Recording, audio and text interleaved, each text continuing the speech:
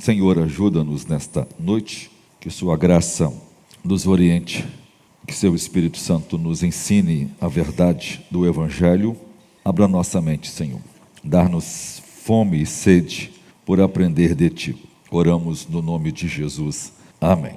O céu, o sexto dia, criação do homem, a parte 161 do sexto dia, é o sermão 109, a Bíblia versus secularismo, e o sermão total deve estar acima de 180 e alguma coisa. Meus irmãos, então voltemos os nossos olhos para a geografia espiritual descrita por Dante, já que estamos pregando esse romance. Então nós estamos pregando o romance de Dante, O Inferno. Eu vou pregar as três partes, são três romances, que é uma só obra, a Divina Comédia. Então nós estamos ainda à margem do pântano da Estigue, que é um rio no inferno, do canto oitavo desse romance. Ali, diante das águas lamacenta, Dante testemunha uma tecnologia infernal. No topo de uma alta torre, duas chamas se acendem subitamente. Não era uma fogueira de aquecimento, nenhuma luz de orientação, mas era um código, um sinal binário, urgente e exigindo uma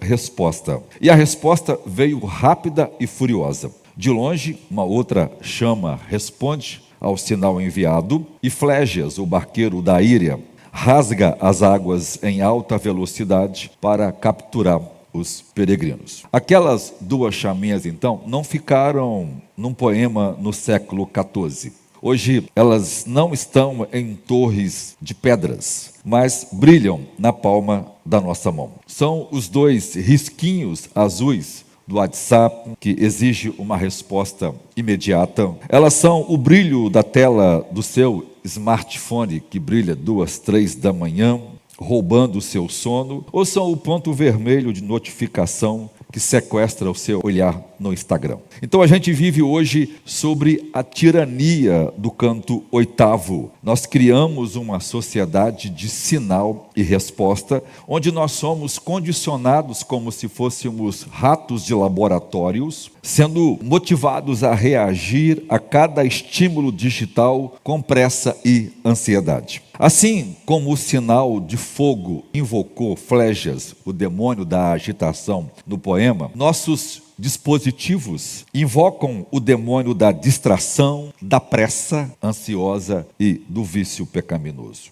Esse sistema criou, então, aquilo que eu chamo de a igreja dopamina, onde cultos, músicas, pregações desenhados não para manifestar a verdade, mas para o hype, para a excitação geral. Eles funcionam como as chamas das torres. A ideia é provocar nas pessoas estímulos fortes, luz piscantes e a manipulação emocional gritando para o seu sistema nervoso. Sinta agora, chore agora, repita isso. E é de tal forma que as pessoas têm uma experiência emocional, mas não uma experiência real com Deus. Isso é o que nós chamaríamos hoje de gnosticismo bioquímico, já que isso é química pura. É a mentira de que manipular a carne produz o fruto do Espírito. Mas hoje vamos fundamentar essa verdade na rocha das Escrituras e vou confirmar isto pelos estudos mais recentes da neurociência. Então o Evangelho não é uma droga que vicia, é o alimento que cura. Minha tese hoje é mostrar que o Evangelho não manipula nossas emoções como esses cultos que são programados e desenhados para manipular as pessoas. Enquanto o mundo digital quebra o seu termostato emocional, a palavra de Deus possui o poder sobrenatural, só ela. Escute-me, só as Escrituras possuem o poder sobrenatural de curar, de restaurar a sua biologia. Deus não desenhou a sua mente para ser um cassino de emoções baratas e viciantes. Ele a projetou para ser um santuário racional da paz espiritual. A neuroteologia moderna, que é a mistura da teologia com a neurociência, em um estudo pioneiro feito pelo Dr. Andrei Newberg e o Eugênio, eles demonstram que a experiência religiosa não é pura manifestação psicológica, mas ela é profundamente neurobiológica. Ou seja, quando a gente ora, quando a gente lê a Bíblia, quando a gente canta, quando a gente ouve as Escrituras, nossos cérebros realçam certas áreas. E isso foi feito mediante imagens, ou neuroimagens funcionais, que foram escaneadas, e elas revelam, por exemplo, que a oração alivia o nosso córtex pré-frontal medial, ou seja, a gente baixa a guarda e existe uma manifestação voluntária do nosso corpo inteiro para se entregar à adoração ou para receber o ensino das Escrituras. Isso aí cria na gente uma sensação de transcendência, ou seja, a gente deixa de exercer aqueles estímulos naturais que a gente exerce quando esses hormônios agem sobre nós, para que a palavra de Deus, pelo poder do Espírito Santo, exerça em nós a sua força. Pedro diz que cada um de nós devemos receber a palavra de Deus pregada com mansidão. Isso quer dizer que o nosso coração tem que abrir guarda para a palavra de Deus entrar. Se ele não abrir guarda, a palavra de Deus não entra. Então hoje vamos tentar levantar então o capô da nossa mente para poder descobrir como a química do nosso cérebro revela a assinatura do Criador e por que a mensagem bíblica não precisa de truque para libertar o homem. Então, primeira parte aí, a química da santidade, porque a verdade não precisa de truques. Primeiro, vamos fazer uma análise da ciência. A exegese da adoração racional e a integridade humana, ela possui na sua biologia, você vê, nós estamos falando de adoração, nós estamos falando de coisa espiritual, mas que está relacionada à nossa constituição biológica. E a nossa constituição biológica foi criada de tal forma que ela é perfeitamente receptiva à adoração a Deus. Ou seja, não há nada no mundo, nenhuma terapia, nenhuma ajuda médica ou psicossocial que atinja o homem por completo e que o restaure ao seu estado de equilíbrio original. Só as Escrituras têm esse poder, e isso é glorioso, e isso vai ser a minha prova dos sermões que virão pela frente. Antes da gente entrar nessa batalha espiritual da mente, vamos tentar compreender o território onde ela é travada, que é o nosso corpo biológico. Primeiro, a gente precisa entender que o cristianismo não é o gnosticismo que despreza o corpo. Ele é a religião da encarnação. Jesus Cristo, sendo Deus, se tornou homem. Ele se encarnou, então ele tem um corpo humano até hoje. Deus se fez carne, portanto, a nossa biologia não é um acidente, ela é um projeto divino. A frase latina, muito conhecida no primeiro e segundo século, caro cardus salutis, ela foi usada por Tertuliano,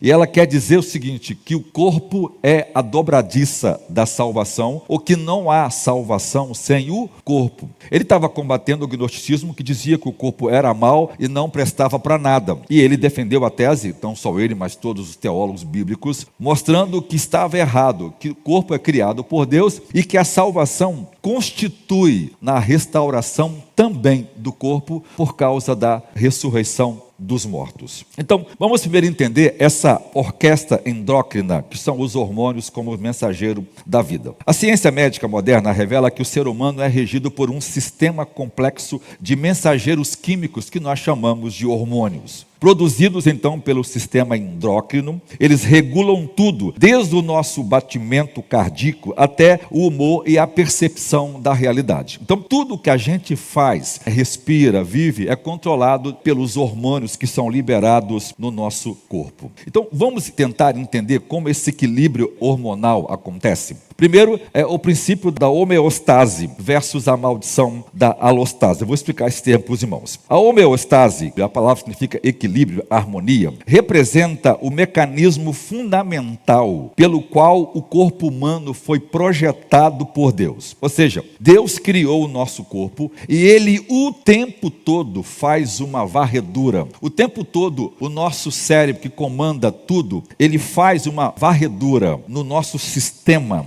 o tempo todo analisando se tudo está funcionando bem. Se a pressão está ok, se o pH do sangue está ok, se o nível de colesterol está ok. Se não tiver, ele liga o alarme na hora. Então, o tempo todo o nosso sistema está escaneando cada célula do nosso corpo para saber se tudo está bem ou se tem alguma coisa errada. Deus criou isto para ser assim, para que o corpo pudesse se autoconsertar e se autocurar. Quando eu chegar no 7º dia, que eu vou pregar os sermões relacionados à vida eterna, eu vou explicar como o nosso corpo vai funcionar na vida eterna. Hoje, por causa da lei da entropia, que é a primeira lei da termodinâmica, que diz que tudo que começa com centro de energia, ou seja, tem um nível de energia, ele vai perdendo energia com o tempo. Ou seja, uma linguagem simplificada, tudo que é novo envelhece, tudo que está legal um dia apodrece. Ou seja, mostra que o sistema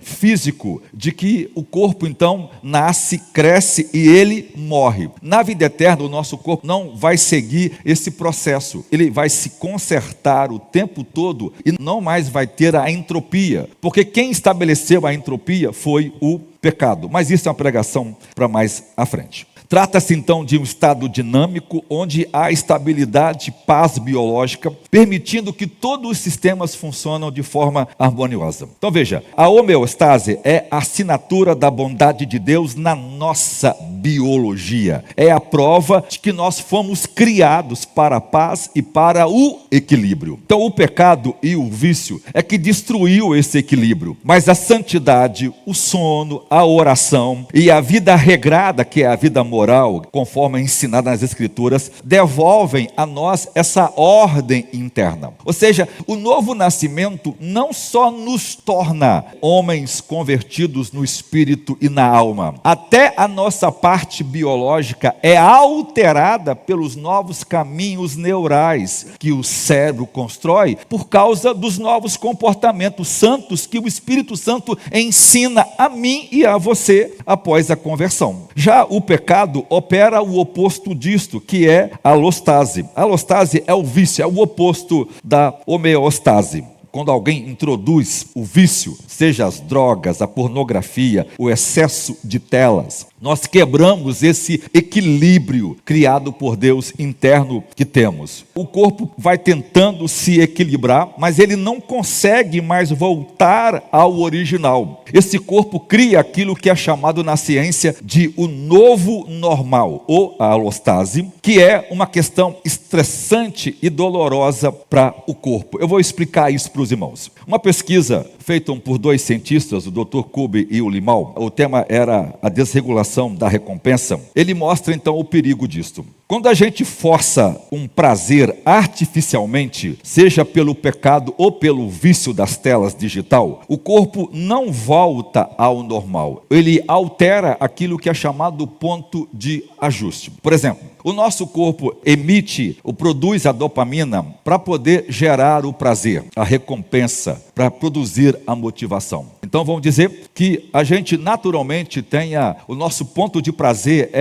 vamos colocar numa escala de 0 a 10, no ponto 5. Quando você está sendo motivado, a sua dopamina vai no nível 5. Perfeito. O que acontece com o vício? É que ele pega o nível da dopamina, que deveria ir no 5, ou em alguns momentos em 10, talvez o momento em que mais as pessoas experimentam esse pico de dopamina é numa relação sexual, mas isso é uma coisa que não acontece toda hora, ele e volta ao normal. Então, mas quando entra o vício, o que o vício faz? O vício faz com aquilo que suportava 10, virar 20, virar 30, virar 100, virar 1000, virar 1 milhão. Um espaço onde só comportaria uma pressão de 10. Aumenta de forma tão exponencial que rompem, que quebram, que rasgam o tecido biológico do nosso cérebro. Aí a mente cria um outro ponto de ajuste, porque quando ela joga lá em cima, ela precisa equilibrar, então ela joga lá para baixo. Ao mesmo tempo que a pessoa tem aquele pico de prazer, quando desce ela vai numa depressão profunda. Só que agora o nível de prazer dela, que era no 5,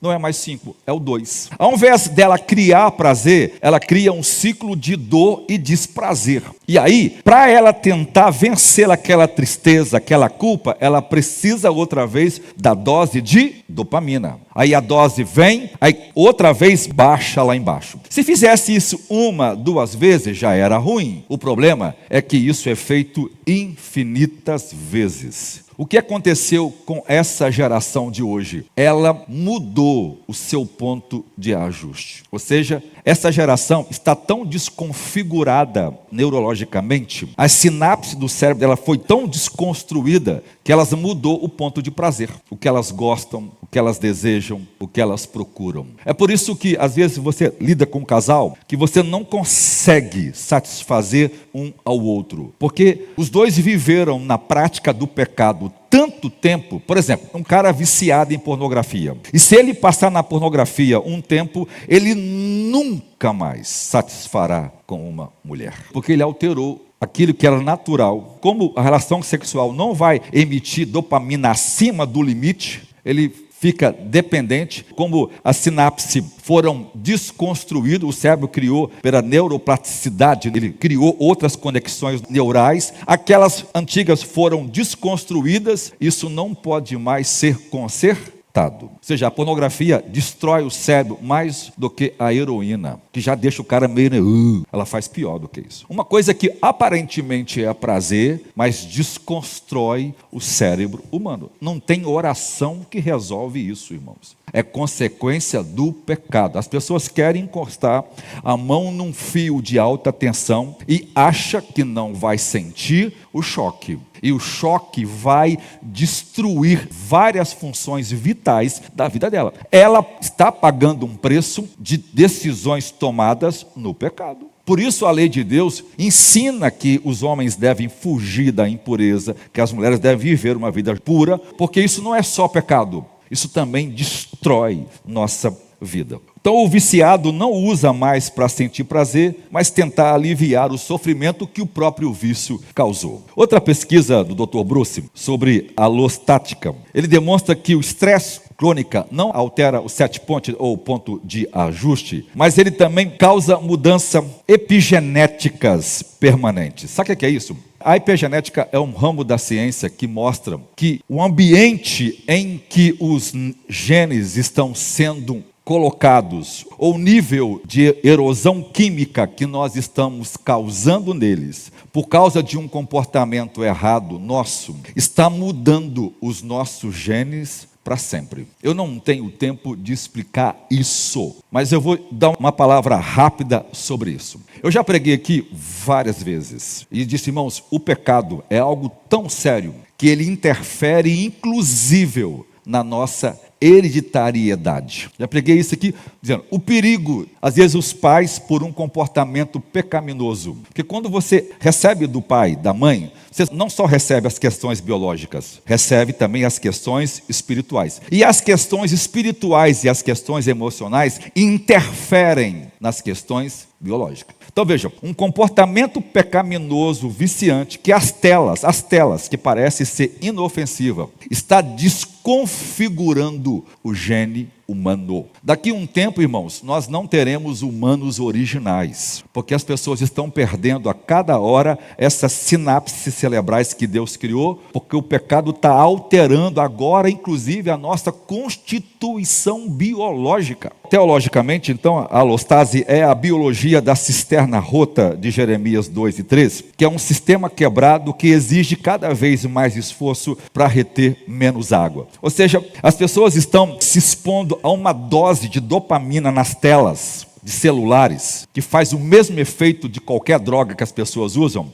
e elas não percebem que aquela dose menorzinha, mas o tempo todo está desconstruindo biologicamente a sua mente. Então esse processo de autorregulação é vital para manter a saúde física, mental e espiritual, assegurando que mesmo diante de estímulos externos e internos, o organismo retorne ao ponto de equilíbrio. Ele sai do equilíbrio e depois volta àquele ponto. Mas porque as pessoas fazem isso e viram um vício, então isso desconfigura. Então as pessoas mudou o seu nível de prazer. Por isso que as pessoas não sentem mais prazer em se relacionar uma com as outras. O uso da tela está produzindo em nós comportamentos animalescos, egoístas e comportamentos doentios. Então as pessoas perdem a capacidade de amar pessoas, de se relacionar com pessoas. Então as pessoas estão se prendendo dentro de uma tela. A causa final disso eu vou pregar quando eu pregar daqui umas quarta-feira sobre a Babel digital. O anticristo não conseguiu em Gênesis 11 fazer o seu plano funcionar porque Deus interferiu pessoalmente confundindo a língua das nações.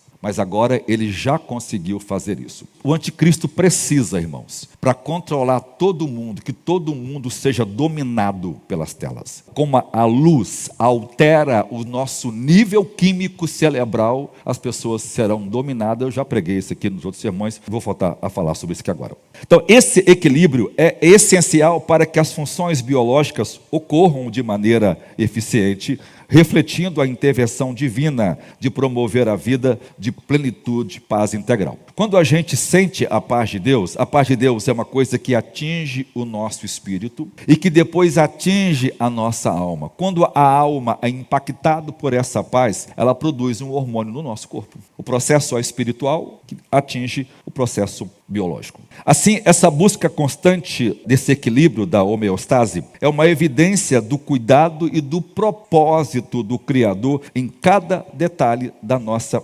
existência. Deixa eu refletir os irmãos aqui, o reflexo físico do Shalom hebraico. O equilíbrio hormonal, então, do corpo humano representa um reflexo físico do conceito do Shalom do Antigo Testamento, que é a palavra paz. Isso é muito comum na tradição hebraica, mas ela se perdeu na tradição cristã. Essa palavra Shalom significa paz plena. E ela não se limita apenas à ausência de conflitos, mas ela abrange principalmente um estado de harmonia interna e externa. Quando os hormônios estão em equilíbrio, o corpo alcança esse estado de descanso. Então, a mente pode, enfim, experimentar uma paz espiritual genuína. Esse alinhamento interno permite que todas as funções biológicas operem de forma eficiente, promovendo a saúde integral e a serenidade mental. Não esqueçam que Deus repete isso várias vezes no Pentateuco.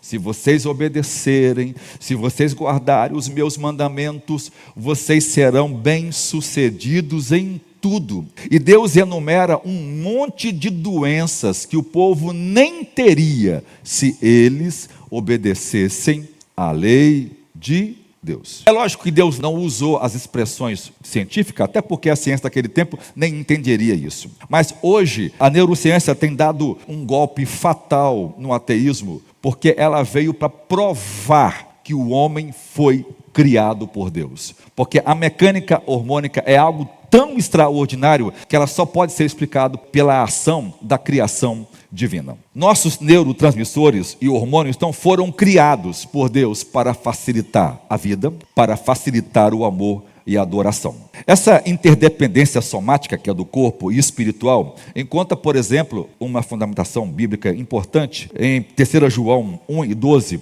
onde João, o discípulo amado, escrevendo uma carta a Gaio, que era o destinatário da carta de João, ele fala assim, amado, desejo que te vá bem em todas as coisas e que tenha saúde, assim como bem vai a sua alma. Aqui a exegese mostra que aqui está transcendendo a uma simples saudação formal. João utiliza o termo grego eudostai, significa literalmente ir bem, prosperar ou ser saudável. E literalmente as expressões ter uma boa jornada ou encontrar um caminho livre. No contexto da neurobiologia, João está orando para que a biologia, para que a saúde física de Gaio, que é o destinatário da carta, tenha o mesmo fluxo livre, desimpedido, como era o seu mundo espiritual. Ou seja, a sua relação saudável com Deus deveria refletir numa vida também saudável no corpo. E isto é uma grande verdade. Quando as pessoas têm uma experiência com Deus, quando elas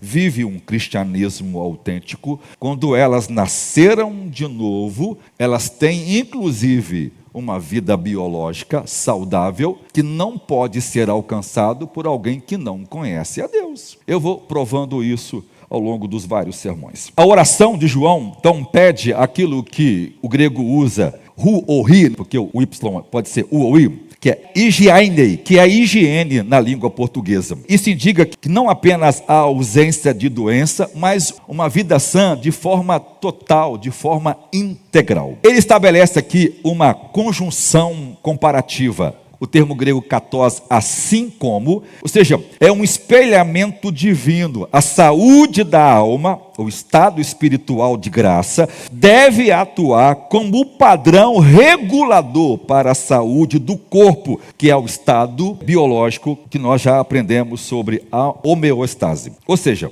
se a gente amar a Deus e viver o Evangelho do jeito que deve ser vivido, olha só, é lógico que não é isto que a Bíblia prega, porque o Evangelho extrapola as questões biológicas. Para mostrar para a gente como o Evangelho é algo divino, a crença, a vivência do Evangelho na sua plenitude produz um corpo saudável. Hoje as pessoas estão indo praticar, por exemplo, religiões orientais, e depois eu vou pregar um sermão sobre isso, por exemplo, meditação transcendental, certas práticas, a fim de ter um corpo saudável. O princípio está certo, a motivação é pecaminosa, porque a oração, a leitura bíblica, o jejum, a comunhão com os irmãos, fazem isso no nível que nada mais na existência humana pode alcançar. Então, portanto, teologicamente, a homeostase hormonal nada mais é do que a materialização física da prosperidade da alma. Ou seja, se a gente está sarado espiritualmente, a tendência é o corpo também ser sarado. Não quer dizer que nós não vamos ficar doentes, mas nós não ficaremos doentes das doenças psicossomáticas, que são doenças de origem emocional e pecaminosa.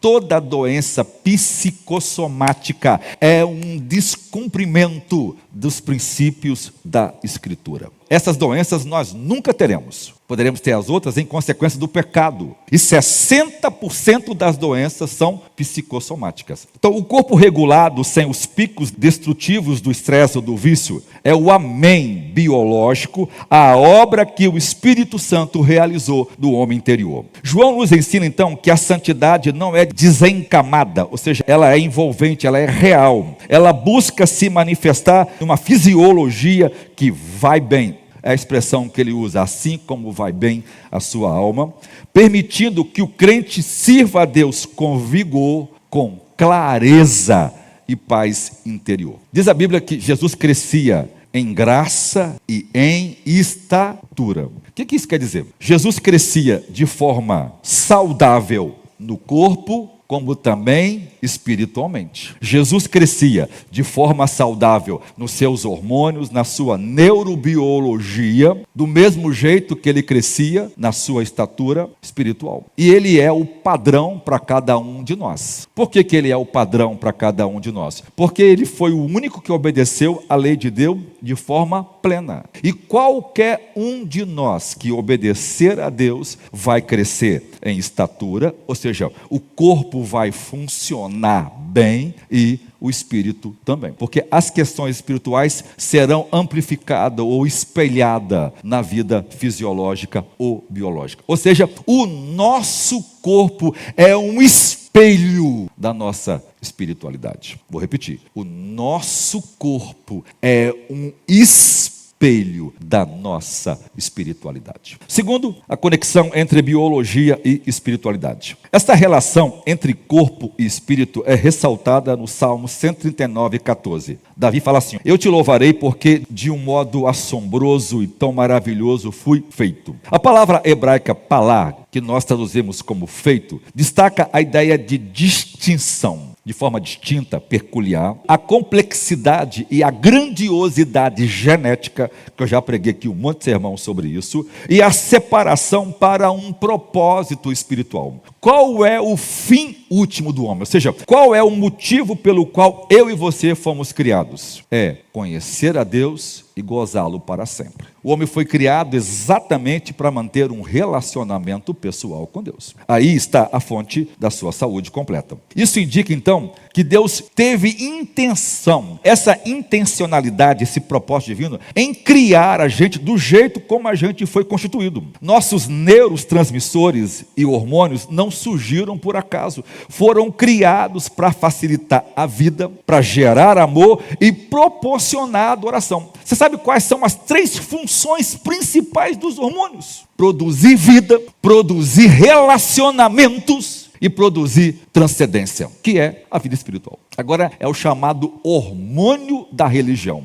Deus vai dando à ciência aquelas gotinhas. Tom, conhece isso? Conta gota, até as pessoas descobrirem tudo. Segundo, vamos entender então os pilares da química divina. Para o bom funcionamento integral do homem, Deus estabeleceu sistemas químicos principais que afetam a nossa espiritualidade. Os 4 primeiros são os principais, mas veremos outros aqui também importantes. Primeiro, isso mostra para a gente que nós não somos meros acidentes evolutivos, mas a imagem de Deus, ou a imago Dei em latim, expressa na nossa fisiologia ferramentas biológicas para nos capacitar a viver o Evangelho. Qual é a função dos hormônios que Deus colocou no nosso corpo biológico? Eles foram criados de tal forma que a estrutura deles se adequa perfeitamente e unicamente para servir o reino de Deus. Toda vez que você usa isso para seus fins egoístas, vira maldição.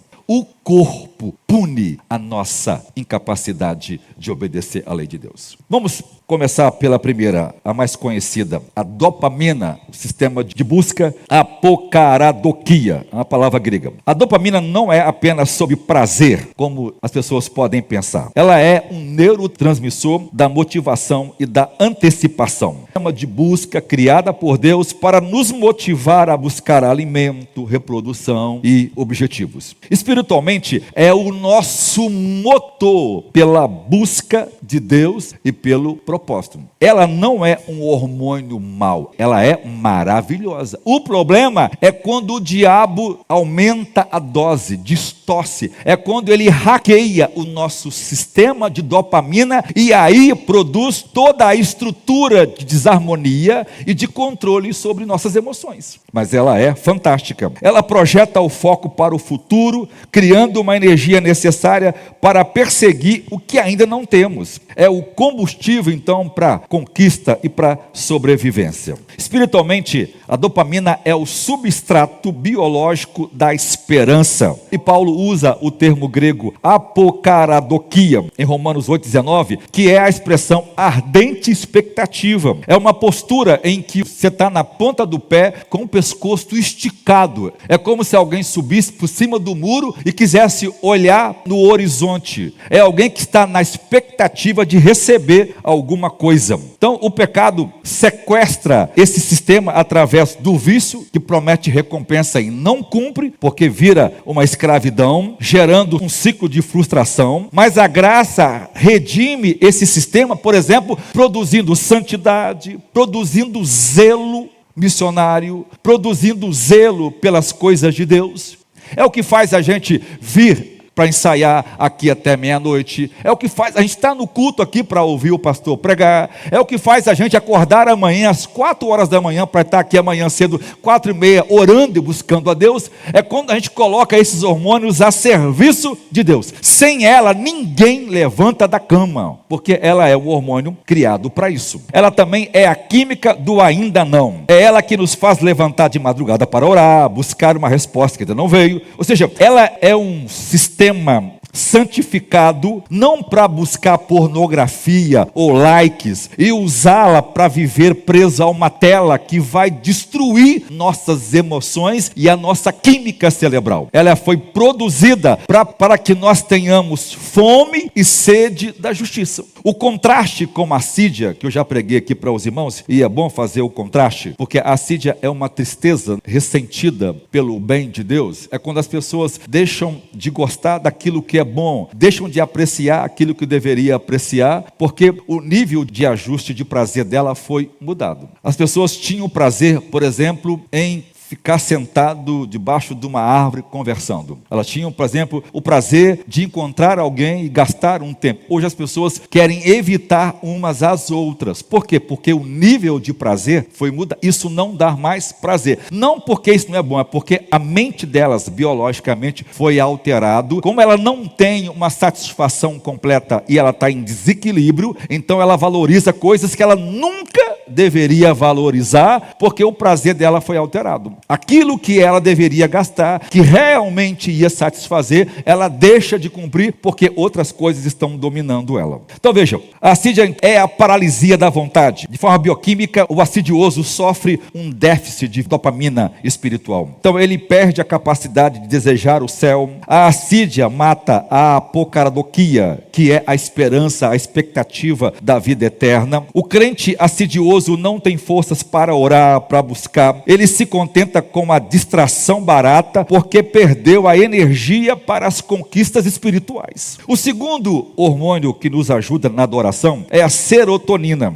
que é o sistema de satisfação e a autarquia. Esse neurotransmissor regula o humor, o sono e, crucialmente, a nossa percepção de status social e segurança. Quando esses níveis de serotonina estão saudáveis, o nosso centro de medo se acalma, então nós sentimos que estamos seguros e no lugar certo. A falta desse hormônio promove a depressão, a ansiedade e a irritabilidade. Essa aqui é a chamada química do contentamento. Exatamente como Paulo fala em Filipenses 4:11, usando a palavra estoica autarqueia. Ou seja, Paulo diz que tudo posso naquele que me fortalece. Essa autossuficiência não acontece porque ele tem as condições. Essa autoconfiança está porque ele confia em Deus. Então, em Deus, ele sabe viver tempo de privação e tempo de abundância.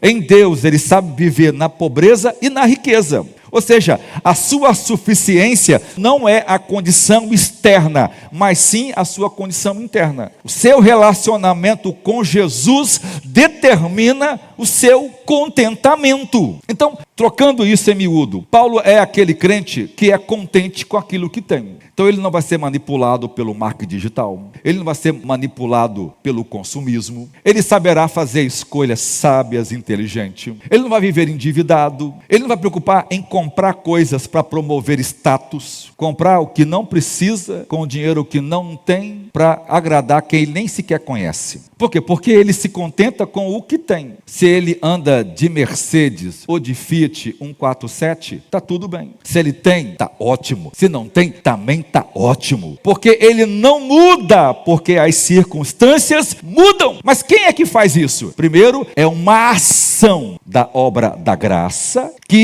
interfere na nossa alma e que imprime na nossa biologia. Por que o marketing digital vende assustadoramente? Porque o diabo descobriu a ferramenta que controla o nosso comportamento. Por isso as empresas garantem, eu vou vender 100 milhões de unidades. Porque sabe, de cada 10 pessoas que clicam, 6 compram. E cada vez mais eles estão descobrindo a forma de chegar um momento em que as pessoas não terão mais a capacidade de dizer assim, não quero. Porque isso é um controle químico. E que eu e você não temos o controle, se a gente não tiver o equilíbrio interior. Diferente da dopamina que diz, eu preciso mais, a serotonina diz, o Senhor é meu pastor e nada me faltará. É a química do já possuo. E ela é ativada poderosamente. Sabe qual é o gatilho que ativa esse hormônio? A gratidão. Vou pregar um sermão sobre os frutos do Espírito e os hormônios. Para os irmãos verem que coisa extraordinária. Uma pessoa grata tem um nível de satisfação extraordinário. Uma pessoa ingrata, ela não pode ser satisfeita.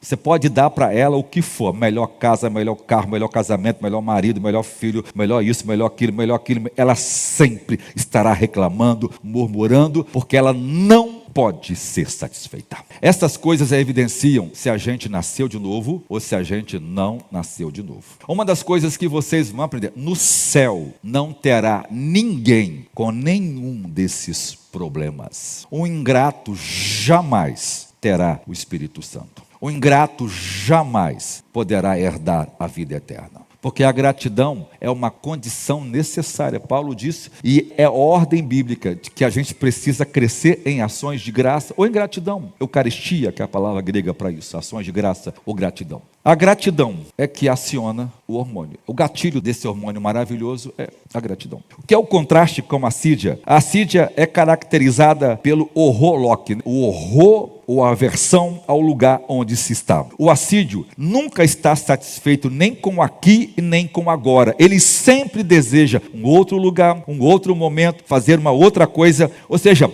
é a falência da serotonina espiritual. A ingratidão crônica da assídia impede que o cérebro entre em repouso, gerando tristeza amarga, e isso destrói a alma. E eu posso dizer uma coisa aqui para os irmãos: se tem uma coisa que os crentes perderam, irmãos, foi a alegria. O tempo de tela produz, eu já preguei aqui mostrando como o tempo de tela desconstrói os caminhos neurais e produz a amargura. Já falei aqui sobre as micro-rejeição que o tempo de tela produz no nosso sistema cerebral e como isso desconstrói a gente. Então, vejam, o fato das pessoas estarem vivendo uma vida e não se enchendo de gratidão e de alegria, elas estão ficando amarguradas. Por exemplo, o Conselho Mundial de Medicina, no seu último boletim, diz que a principal causa dessa epidemia de câncer é a amargura. O corpo está sofrendo por causa dos hormônios liberados em virtude de um sentimento, irmãos. Estou dizendo que todo caso de câncer é isso, mas o conselho mostrou que a principal causa é a amargura. O terceiro hormônio é a ocitocina, é o sistema de vínculo e a koinonia eclesial. Conhecida como o hormônio do vínculo ou hormônio do amor, a ocitocina é liberada pela hipófise durante o toque físico, o abraço e o contato visual. Quem namora aí, que é casado, sabe que esse hormônio é extraordinário. Ela reduz drasticamente o cortisol, que é o estresse, o hormônio que promove o estresse, e fortalece a imunidade. O ser humano, então, não foi desenhado por Deus para isolamento. Biologicamente, a solidão é inflamatória. Esta é a base biológica para a koinonia, para a comunhão profunda, e para a eclesiologia, que é a vida na igreja. Não é à toa que a Bíblia ordena: saudeis uns aos outros com ósculo santo. Por que a Bíblia manda todo mundo dar um beijo? Por causa do toque do rosto no outro rosto. Esse hormônio dura mais ou menos 30 minutos. Por que ele é dado pouquinho assim? Deus é muito sábio para que a gente esteja o tempo todo vivendo em comunidade. O fato de você vir à igreja, abraçar os irmãos, nós não beijamos no rosto porque a nossa cultura não tem isso, mas nós damos aperto de mão, que também vale. Então o aperto de mão, um abraço, e todo mundo que eu passo, já viu que eu toco na cabeça, eu toco no ombro. Por que eu faço isso? Primeiro, para mostrar meu carinho para as pessoas. Porque quando alguém passa perto de mim e que me toca do jeito correto, na hora não dá um bem-estar na gente? Não é isso? Principalmente a pessoa que está nos tocando for alguém por quem a gente alimenta qualquer relação ainda mais profunda. Acontece com a minha mulher. Se ela me tocar, passar a mão no meu ombro, gente, valeu a vida toda. Não produz aquela coisa gostosa? É por isso que o culto online não libera esse hormônio. A gente tem que estar presente. O culto online é um culto, vamos dizer assim, meia boca. É uma questão transitória, passageira, mas as pessoas não têm a mesma relação como o culto presencial, porque você abraça, você fala com a pessoa, você olha nos olhos, você sente, você vê, você cria uma relação, você vê se a pessoa é sincera ou não com você, porque o corpo fala muito mais do que as nossas palavras. Isso cria um sentimento, mas esse hormônio só é produzido se houver comunhão.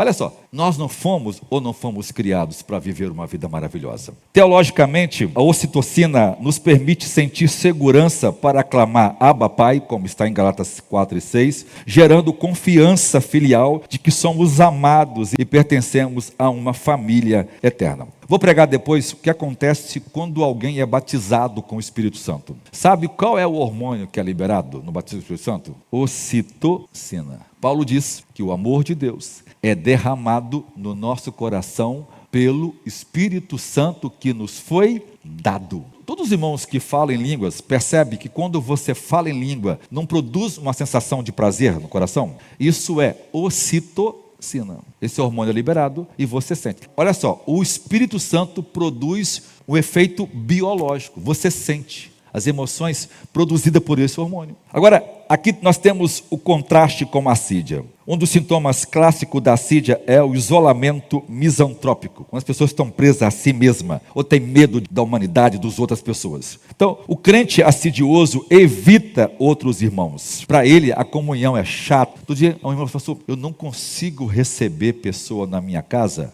É óbvio que essa irmã precisa ser sarada, porque se tem uma coisa que é natural na gente, é receber as pessoas em casa. A hospitalidade é um dom que Deus dá a seu povo, e a Bíblia diz isso. Por que as pessoas não têm essa questão? Por quê? Porque alguma coisa alterou o ajuste dela. O ponto de desejo dela foi alterado por algum comportamento. Então, aquilo que normalmente daria prazer a qualquer pessoa, ela não vai ter. Por quê? Porque o comportamento dela produziu um ponto de ajuste diferente daquele que deveria ser equilibrado. Então, a assídia bloqueia a ocitocina porque convence o indivíduo de que as pessoas são fardos e não presentes. Então, ela substitui o amor pelo cinismo, destruindo a química do corpo de Cristo. Depois, a endorfina, o sistema de alívio ou a hipomone. Os endorfinistas são opioides. A opioides é uma morfina natural produzida pelo sistema nervoso central para inibir a transmissão de sinais de dor e produzir sensação de euforia. Elas são liberadas apenas sob estresse físico, dor, esforço intenso. Ela é a base do controle do equilíbrio. O princípio biológico de que é válido, é necessário, porque o resultado vai valer a pena. É quando você lida com uma situação difícil e insiste nela, porque você sabe que se aquilo melhorar, vai trazer um resultado muito gracioso. Quem é que promove esse sentimento em você? É esse hormônio. O Espírito Santo usa isso por quê? Porque essa é a química da perseverança, a palavra upomone no grego. Tiago diz que a gente tem que ter grande gozo quando passar por provação. Isso quer dizer que nós somos resilientes às dificuldades, porque quando a gente resiste às dificuldades, Deus altera esse nível de hormônio no nosso corpo. Biologicamente, então, Deus nos equipou com um sistema que nos premia a não desistirmos diante da dor e das dificuldades. Então, a vida cristã envolve sacrifício, às vezes jejum, desconforto físico, vigílias, carregar uma cruz, orar de madrugada ou fazer outras coisas.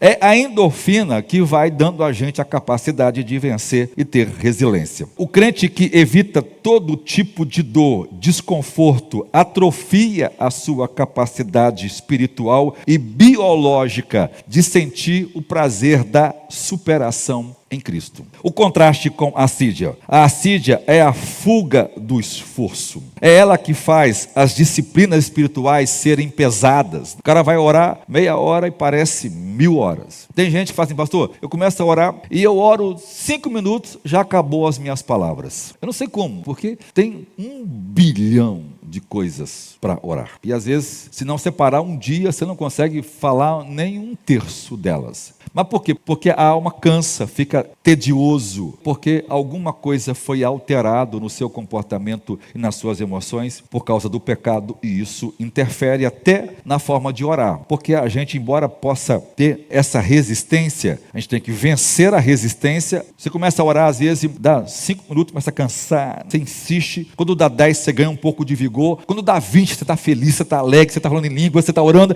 E quando você vê, você já orou 1 hora. Porque você resiste, a endorfina é liberada e você tem o prazer da superação. Graças a Deus, consegui orar meia hora. Graças a Deus, consegui orar 1 hora. Porque você precisa vencer e lutar nesse processo. É igualzinho como ler a Bíblia. A pastor começa a me dar um sono. Então tem que insistir, porque a proporção que você vai vencendo, haverá o prazer da superação. O outro hormônio é a acetilcolina. pouco conhecido é a química do foco e da matetez. Frequentemente esquecida, a acetilcolina é o neurotransmissor ou hormônio essencial para a atenção focada e a neuroplasticidade do cérebro. Ela que permite o cérebro gravar novas informações, em viver novas experiências. É ela que mexe com o nosso sistema de significado. Então, ela é muito, mas muito importante para o nosso senso de aprendizado profundo e não apenas ruído superficial. Como o mundo digital, com suas distrações constantes, que fragmenta a atenção e deprime, então, a produção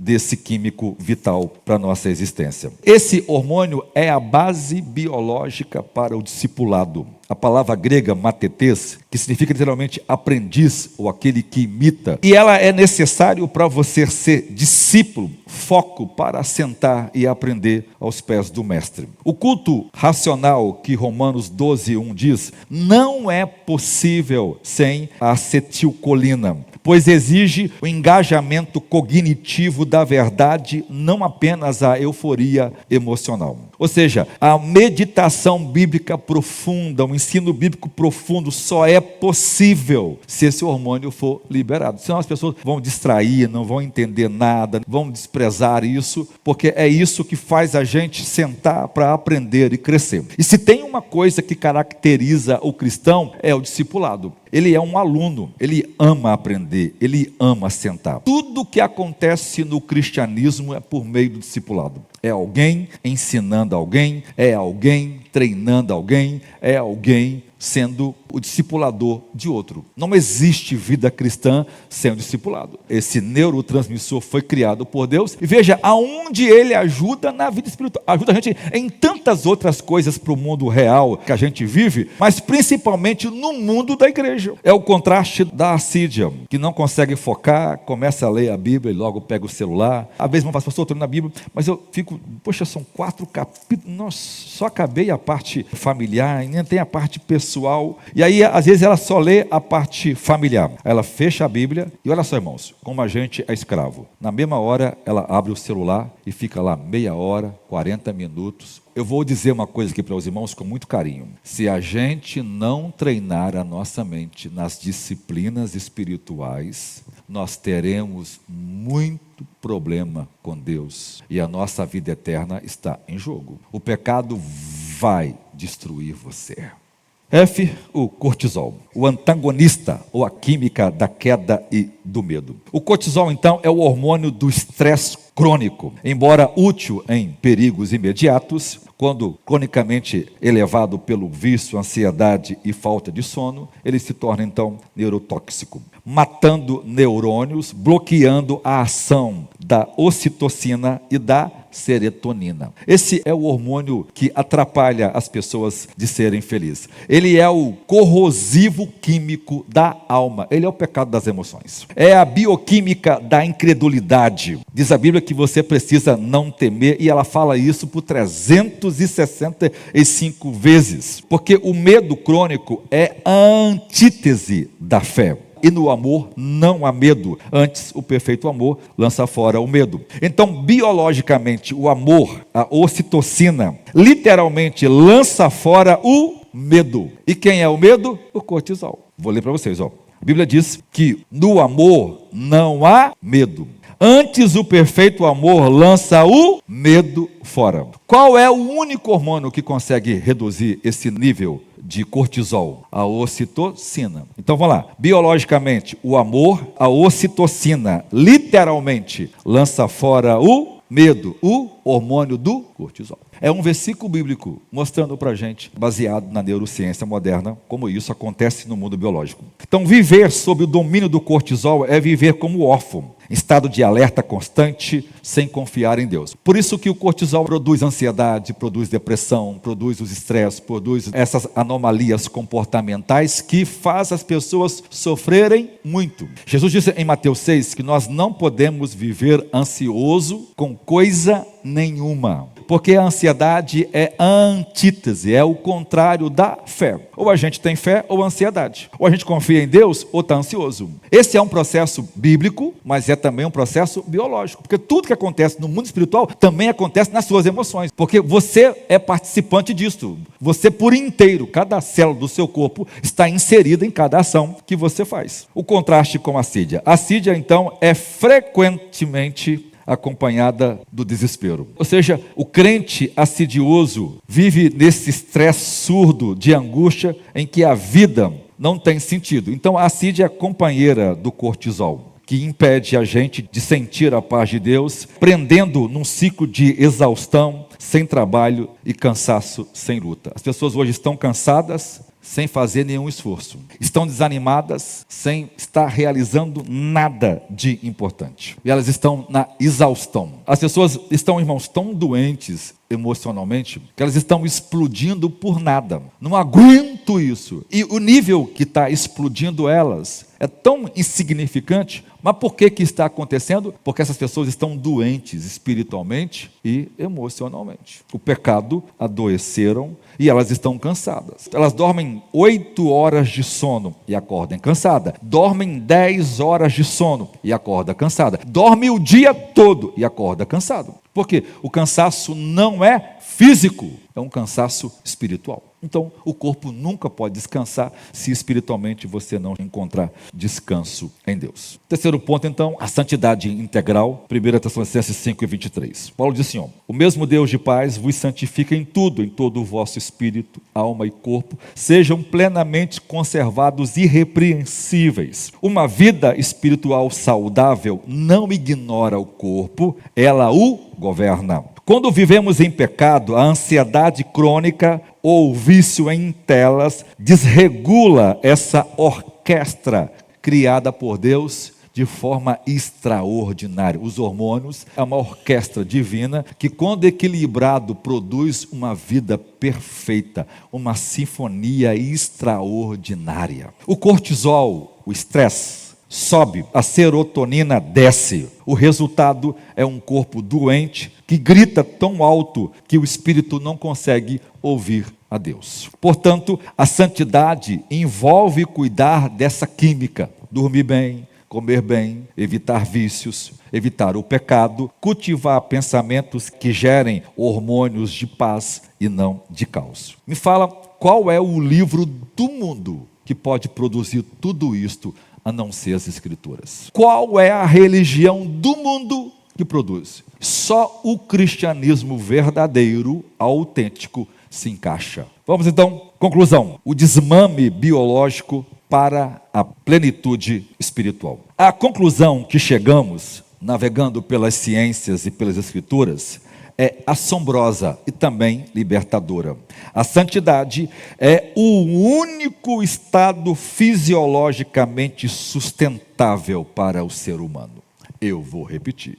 A santidade é o único estado fisiologicamente sustentável para o ser humano. Só existe uma pessoa feliz se ela viver uma vida de santidade.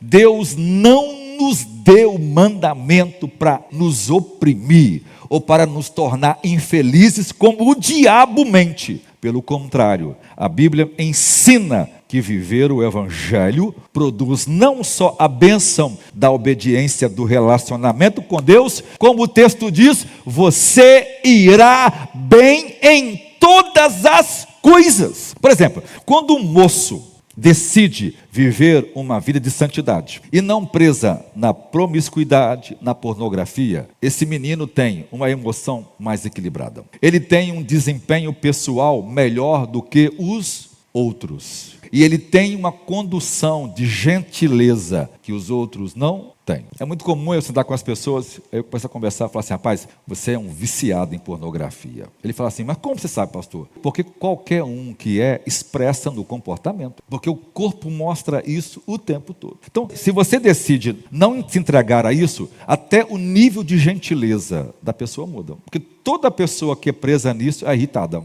é impaciente, é inconsequente, é mal criada. Entrou nesse negócio, se viciou nisso. Por que, irmãos, hoje que a estatística diz que 80% dos cristãos estão se envolvendo com a impureza, principalmente com a pornografia? Hoje nós temos um outro dado: mais de 60% dos crentes são viciados em jogos online. Hoje o maior problema das empresas é seus funcionários que estão endividados por causa de jogos online e estão doentes emocionais, irmãos. Está todo mundo pegando atestado, ficando encostado no INSS, porque está gerando neuroses comportamentais, estão destruindo a saúde mental das pessoas. Como escreveu Irineu, discípulo do apóstolo João: Glória Dei vivens homo. A glória de Deus é o homem plenamente vivo. Essa vida plena não é descarnada, mas profundamente encarnada. Cada neurotransmissor é uma letra no alfabeto que Deus usa para escrever sua história em nossa biologia.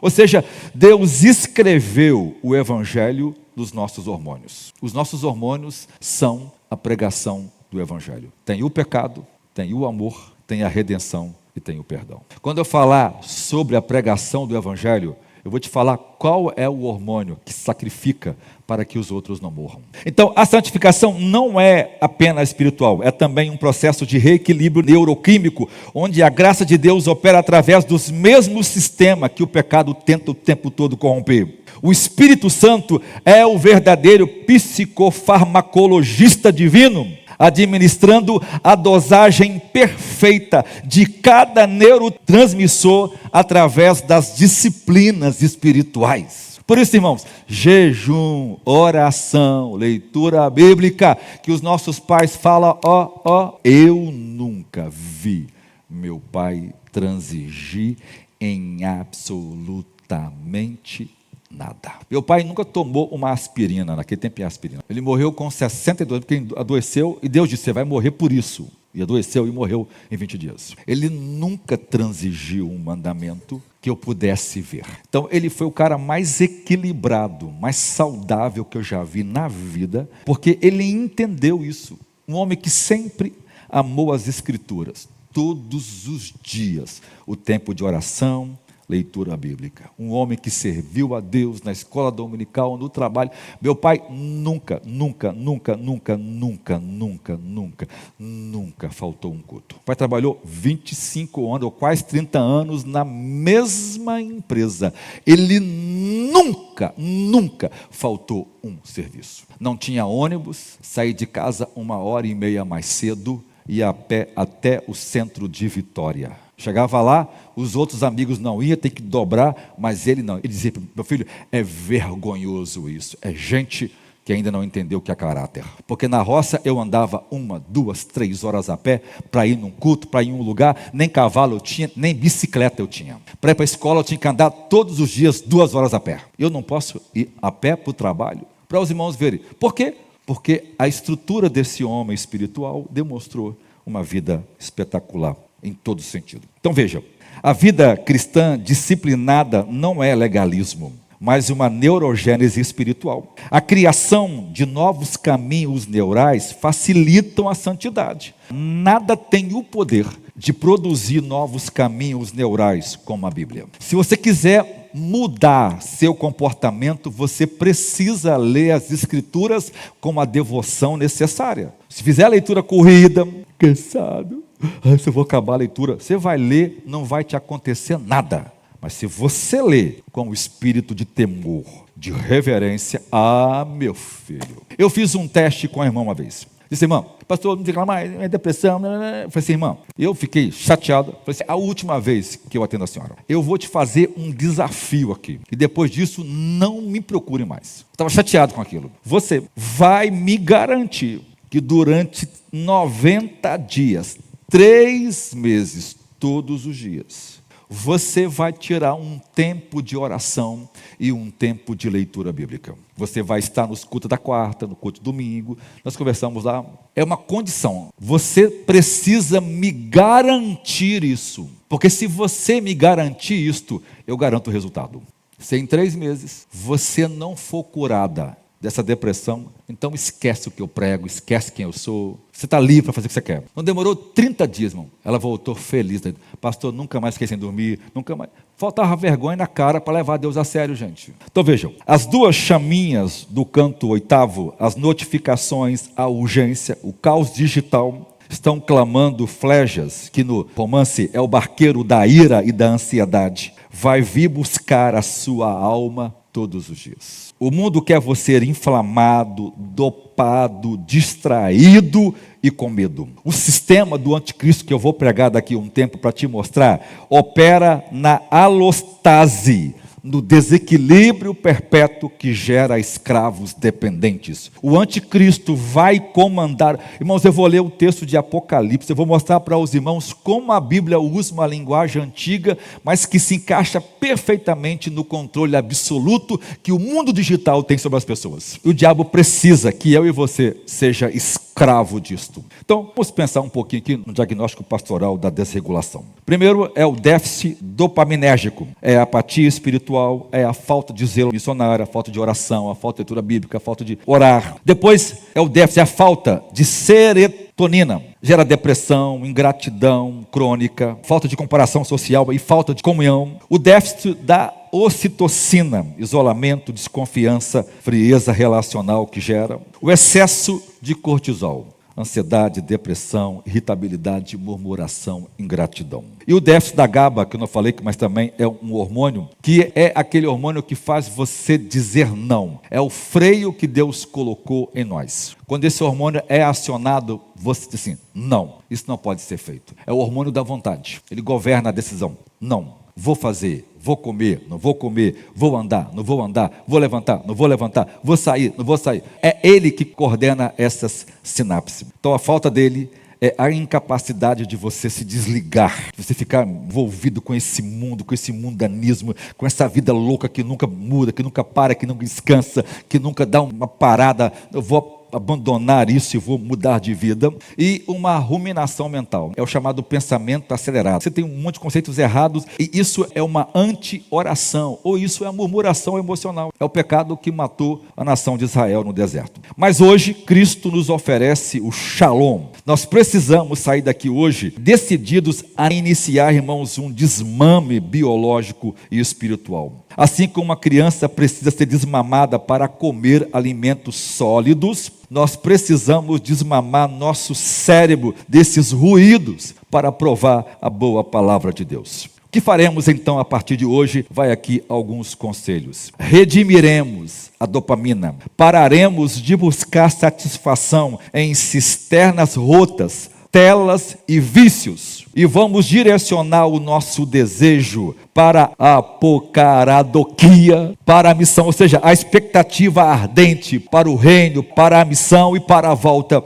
de Jesus Cristo. Segundo, cultivaremos a serotonina, trocaremos a murmuração e a comparação pela gratidão radical. Agradeceremos pelo que temos, até que o contentamento inude todo o nosso sistema de emoções. Se você quer aprender a ser grata, começa a agradecer a Deus todos os dias por todas as coisas, pelas coisas mais sem sentido, e começa, que você vai ver como isso vai crescer. Depois nós buscaremos a ocitocina, sairemos do isolamento do quarto e abraçaremos os nossos irmãos. Vamos praticar o discipulado radical, vamos viver a koinonia real, olho no olho, comunhão, ouvindo uns aos outros, destruindo o cortisol do medo e produzindo o amor perfeito entre nós. Quarto, abraçaremos a endorfina, não fugiremos da dor, do jejum, da disciplina, da oração. Nós vamos perseverar na oração, nós vamos perseverar no jejum, nós vamos perseverar na comunhão,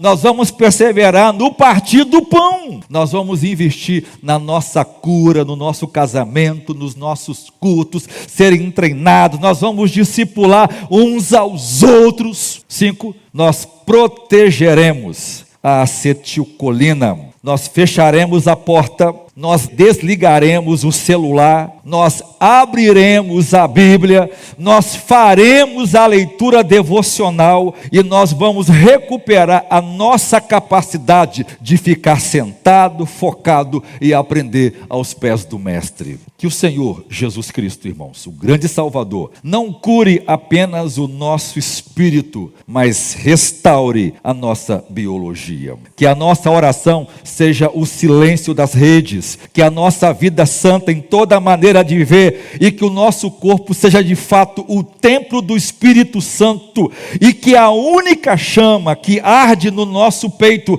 não será da notificação, mas do fogo do Espírito que não consome, mas que vivifica. Termino com o texto de João. Amados, oro para que vocês todos tenham saúde e que vocês vá bem em tudo, como assim vai bem a vossa alma. 1 Coríntios 10:31, portanto, quer comais, quer bebais, ou façais qualquer outra coisa, fazei tudo para a glória de Deus. Até nossa neuroquímica pode e deve glorificar aquele que nos criou como seres maravilhosamente complexos, onde cada molécula canta a sua glória. Todos os hormônios que estão em você e que você usa para a alimentação, para o trabalho, para a vivência, para a vida, não foram criados primeiramente pensando nisso. Foram criados para conduzir você. Cada célula do seu corpo, porque quando o hormônio é jogado no meu corpo,